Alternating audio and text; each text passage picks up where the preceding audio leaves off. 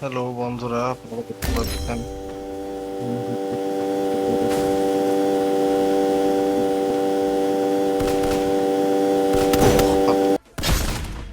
আপনারা বলুন কোথা থেকে মারতেছে?